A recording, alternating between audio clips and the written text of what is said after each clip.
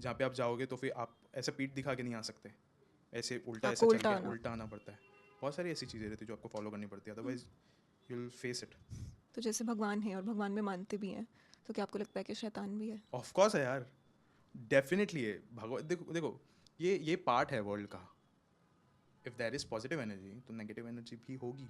और जो ये जो शैतान अपने बात करी उसका तो एक बहुत बड़ा पिटारा है, सेटनिज्म।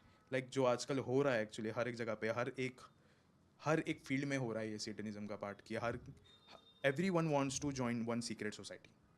ऐसा हो गया है कि if there is a secret society, so वहाँ पे सेटनिज्म होगा ही होगा। कोई भी भगवान को मान के नहीं होगा। वो जो भगवान वाला पार्ट है वो सिर्फ पॉलिटिकल पार्टीज में होता है, लेकिन जो सेटनिज्म का पार्ट होता है वो सिर्फ और सिर्फ सीक्रेट सोसाइटीज में होता है। आपने इल्यूमिनाटी के बारे में सुना होगा। हाँ।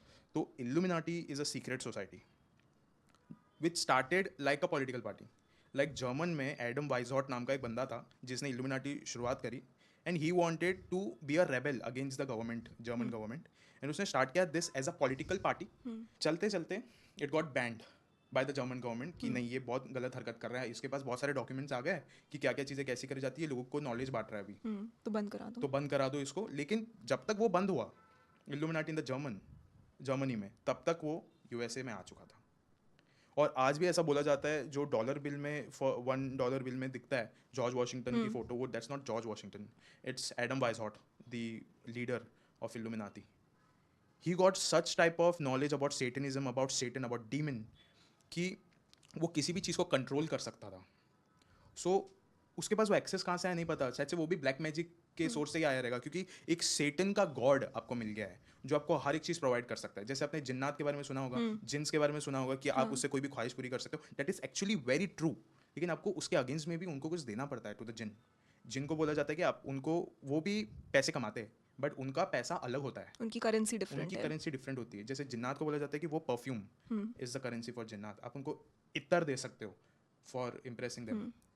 लेकिन to the Satan you have to give your soul.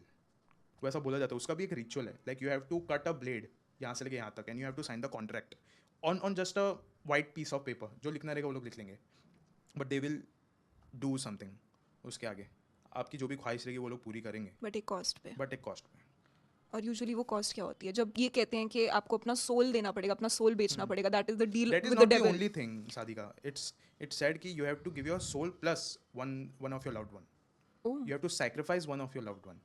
अब कोई भी आर्टिकल देख लो उसमें ये लिखा हुआ ही रहेगा कि you have to sacrifice one of your loved one, either it's your mom, your dad, your sister, और your girlfriend, your boyfriend, whoever. कोई भी सीक्रेट सोसाइटी हो, if they have a access towards a Satan जो कि कुछ भी चीज़ों को कंप्लीट कर सकता है, आपकी कोई भी ख्वाहिश को कंप्लीट कर सकता है, तो आपको करना पड़ेगा एक, क्योंकि आपको लॉयल्टी टेस्ट देना पड़ेगा ना।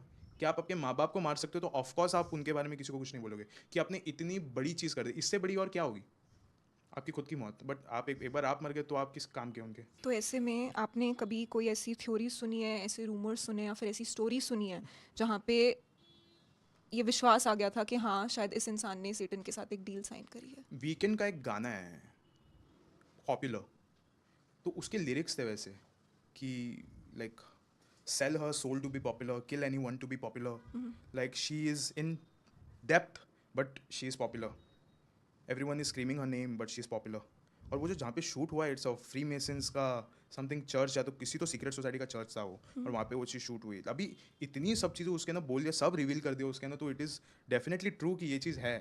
और इसका मालूम है कैसा होता है, the secret societies every one, या you will get one ritual which you have to complete. हर, जैसे आपको मालूम है इस तरीके के चीज़ें बोले जाएंगे कि एक नॉर्मल अवार्ड फंक्शन में ट्रांसजेंडर का कोई भी कॉस्ट्यूम पहन के चले जाओ, LGBTQ+++ का कोई कॉस्ट्यूम पहन के चले जाओ, आप अभी भी देख सकते हो बहुत सारे लोग अजीबोगरीब ड्रेस पहन के आ जाएंगे कहीं पे भी, जिसका कोई लेना देना ही नहीं होता है। आपको बस एक बार शो में आ जाना है और आपको ये ये साइन साइन। करके बस चले जाना है, कुछ बोलना नहीं है, बस वैसा करके आपको निकल जाना है। बहुत सारी चीज़ें होती है, हर साल एक रिचुअल। अगर वो किसी को मारना भी हो तो but you have to do it, otherwise वो आपसे सब कुछ ले लेगा, आपका फेम, आपका पैसा, सब चीज़। बहुत सारी ऐसी कंस्पिरेसी थ्योरीज रही हैं बहुत सारे पॉप आर्टिस्ट के बारे में, राइट, म्यूजिशियंस के बारे में। इनफैक्ट बीच में कुछ टाइम पहले हनी सिंह ने एक इंटरव्यू पे जाके बात करी थी अपने एक्सपीरियंसेस के बारे में कि जब वो अब्रॉड में थे तब वो एक चर्च में जाते थे जहाँ पे भी सेटनिक रिचुअल्स होते थे, वहाँ पे उनकी वर्शिप्स होती थी, राइट। तो ये सारी चीज़ें यूजुअली हमने अपने आसपास वाले आर्टिस्ट जिनके हम गाने सुनते हैं उनमें बहुत देखी है। जैसे बहुत लोग मानते थे कि एमी वाइन हाउस, उनकी डेथ का कारण शायद कहीं ना कहीं लिंक था इल्यूमिनाटी के ऐसे उसमें। तो ऐसे में इंडिया में ऐसी कौन सी सीक्रेट सोसाइटीज़ हैं, आपको पता है उसके बारे में? इंडिया में secret society it's not like कि अभी बनी है सीक्रेट सोसाइटी। इंडिया में secret society Ashoka, emperor Ashoka ने बनाई थी एक, द 9 अननोन मैन, जिसको आज 9 अननोन मैन बोलते हैं। मैंने इस पर भी एक वीडियो बनाया। बट द थिंग इज कि उन्होंने तब बनाया था एंड स्टिल वो चलते आ रहा है अभी भी। अगर आप देखोगे जो ISRO इसरो के जो ये थे फाउंडर थे, आई गेस विक्रम साराभाई, उनका नाम सबसे पहले जोड़ा जाता है इसके साथ कि he is a member of 9 unknown man.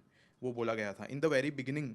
बोला जाता था कि अशोका ने ऐसे 9 लोगों को चूज़ किया था अबाउट, उनके पास ना 9 किताबें थी अशोका के पास जिसपे अलग अलग पार्ट थी।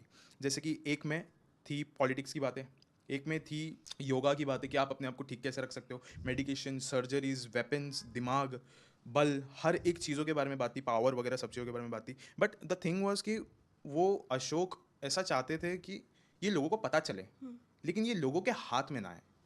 सो इज़ लाइक कि मैं 9 लोगों को अलग अलग चूज़ करूंगा and I will give it to them, हर एक इंसान को जो उसके जैसे पॉलिटिक्स है तो वो पॉलिटिक्स राजनीति में बहुत ज़्यादा माहिर रहेगा और वो आगे रणनीतियाँ कर सकता है अपनी विद द पॉलिटिकल थिंग्स। वो दिया गया एंड उनको बोला गया था कि you have to pass it on आपके सक्सेसर पे, और वो चीज़ चलते हैं and you never have to stop it. तू जिंदगी भर ये स्टॉप नहीं कर सकता, वो आपके सक्सेसर आपको पहले ही चूज़ करना पड़ेगा मरने से पहले।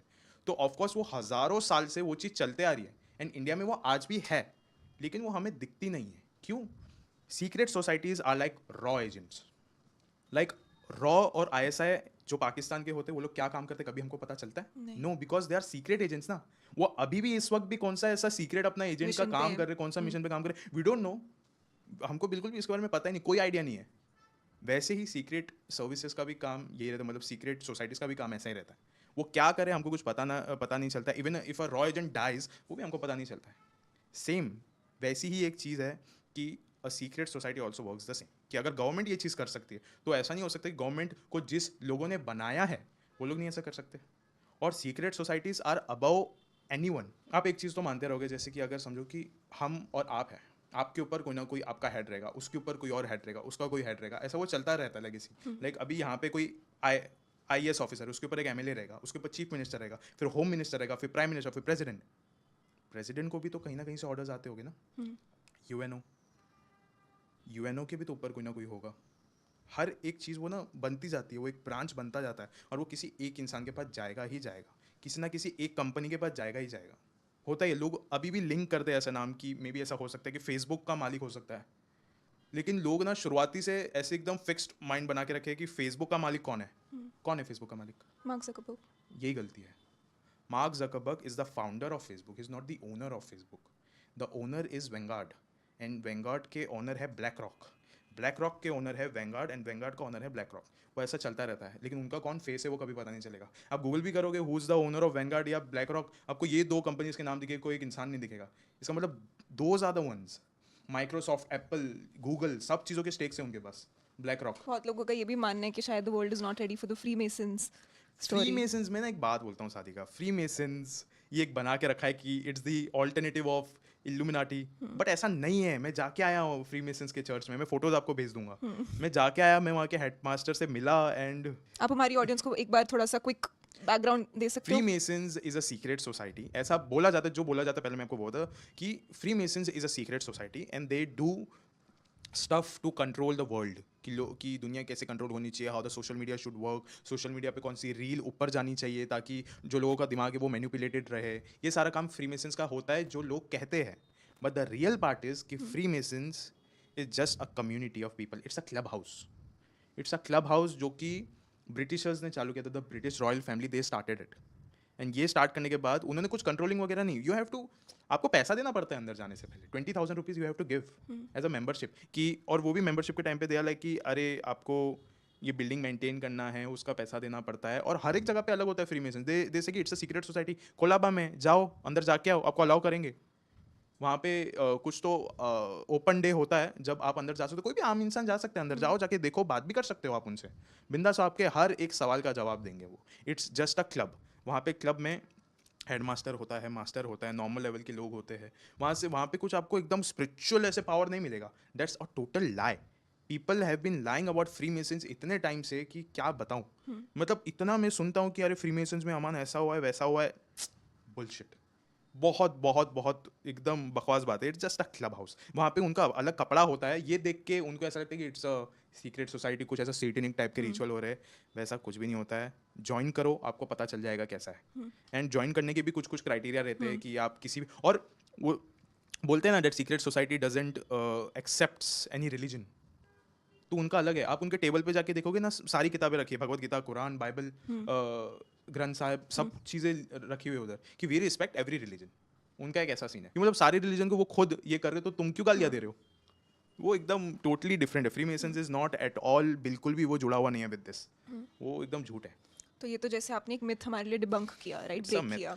तो ऐसे में कुछ चीज़ें होती हैं जिनका सच पता चल जाता है, बट कुछ चीज़ें होती हैं जिनका सच कभी नहीं पता चलता। वो होती हैं वो अनसॉल्व्ड मिस्ट्रीज जो हो तो जाती हैं, बट कोई इंसान कभी फिगर आउट ही नहीं कर पाता कि हुआ क्या है। आपने कभी कोई ऐसा किस्सा सुना है?